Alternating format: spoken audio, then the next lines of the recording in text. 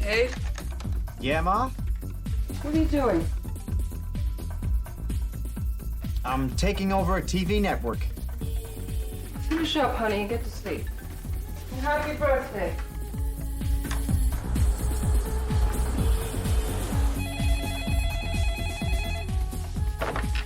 Security, Norm. Norman speaking. Norman, this is Mr. Eddie Vedder from accounting. I just had a power surge here at home that wiped out a file I was working on. Listen, I'm in big trouble. You know anything about computers? Gee. Right, well, my BLT drive on my computer just went AWOL, and I got this big project due tomorrow for Mr. Kawasaki, and if I don't get it in, he's gonna ask me to commit harikiri.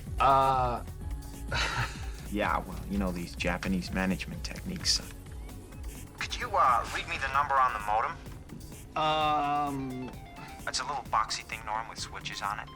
Lets my computer talk to the one there. 212-555-4240. Social engineering happens every day.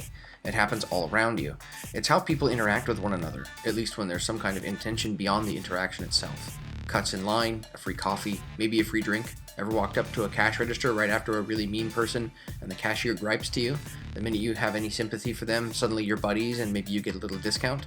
That's exactly the type of scenario a social engineer looks for, an opportunity. They waltz in, they ask nicely, they put on a little act, and just like that... Hello? Hello?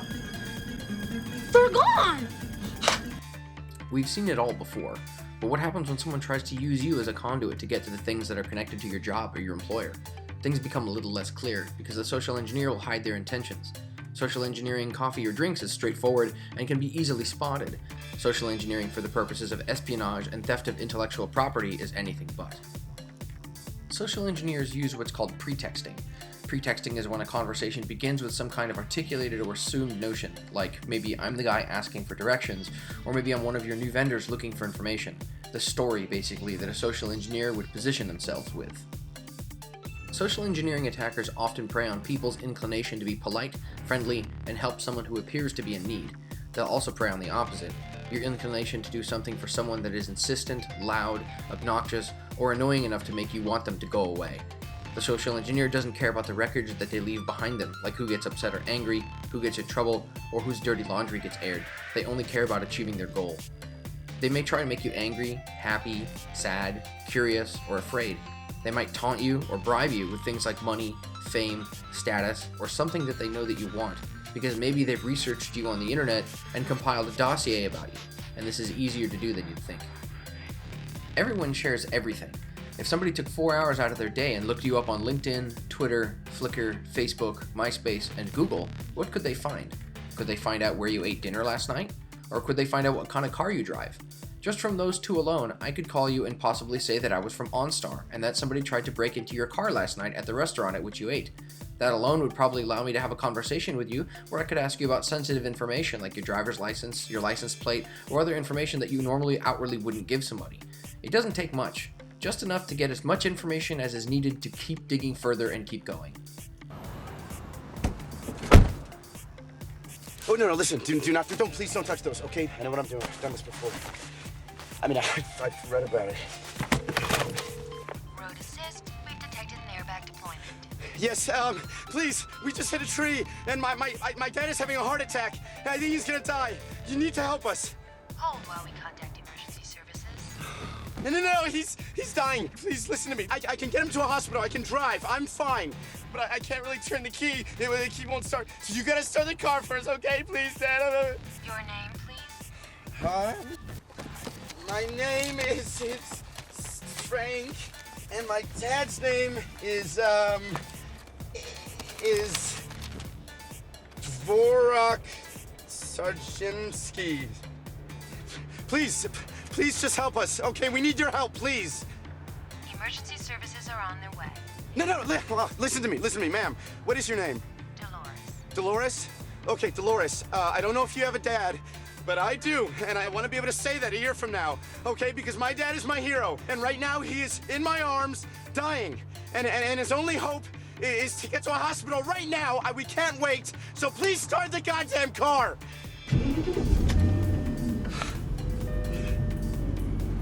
Thank you, Dolores. Social engineering can occur anywhere. At a bar, at a restaurant, on BART. Someone you're casually talking to at a bar could be probing you. It could be as simple as an overeager newbie reporter trying to get their first big scoop, and they will absolutely throw you under the bus to advance their careers. Last December, we had an incident where 3 attackers were calling employees on their personal phones and spoofing caller ID to make it look like the calls were coming from Twitter. They called over and over again, throughout the course of 2 weeks, in attempts to reach someone that would get an account verified for them over the phone. Did my wife drop a cake off for me?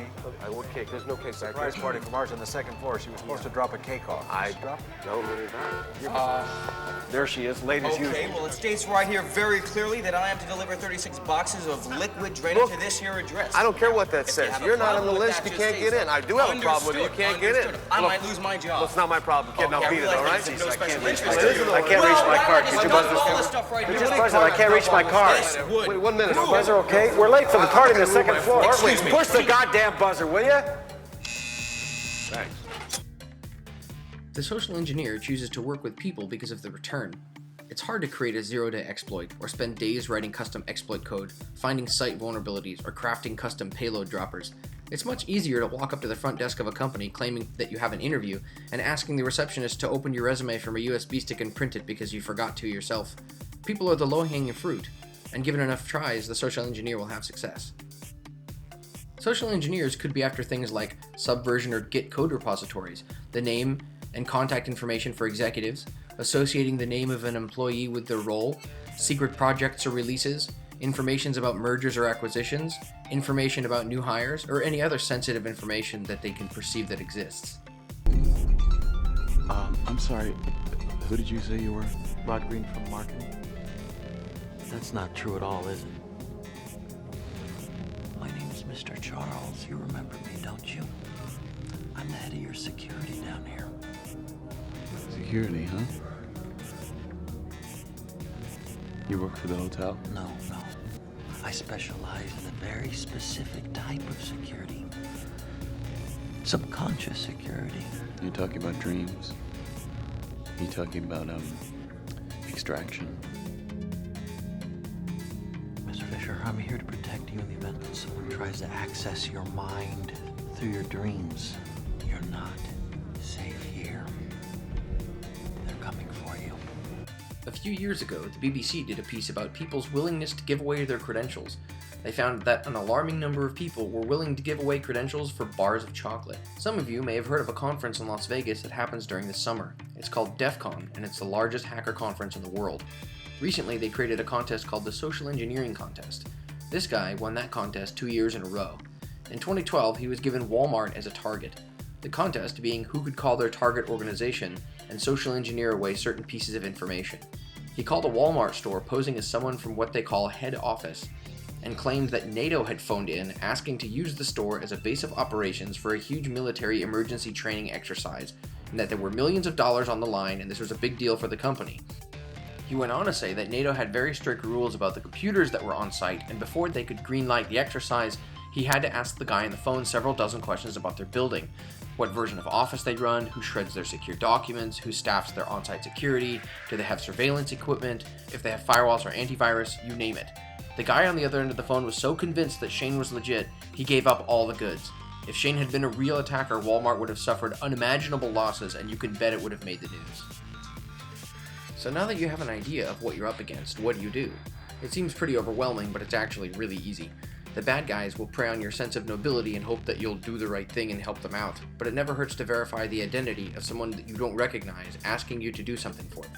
It also doesn't hurt to say that you're busy, or going into a meeting, or in line somewhere and you're up next at the register to pay and you don't want to be rude to the cashier. If it's a legit and important call, they'll call you back. Or even better, get their name and number. That's a huge indicator. If the caller refuses to identify themselves to you or give you their contact information to call them back, it's probably shady. Here's a short list of great ways that you can ferret out a social engineer. 1. Stonewalling. Refuse to give up any information of any kind until the caller can adequately verify their identity to you. Look them up in the company directory, see if their email address autocompletes in mail, look them up online, see if you can look up the phone number they're calling from. 2. String them along to get more information. Small talk about sports or the weather or the time. Keep them on the phone. Maybe you hear something in the background that gives away their location. Maybe they mention something about their home team and it gives away what city they're in. Any little details like that can lead to their fake story no longer holding water or exposing who they really are. 3. Actively ask questions. What company do you work for? How long have you been there? If you know specific information about the company the person says they're with, ask pointed questions to spot check them. 4. Tell them you're not the right person for them and contact the information security department. If you've done any of the previous steps, let them know and give them any bits of information that you have, even if you think they may be irrelevant. That's it. Now you have an idea of what social engineering can be like and what to do if you think you're dealing with a social engineer. If you want more information about social engineering or just want to chit-chat about pretexts, please reach out to your friendly information security department.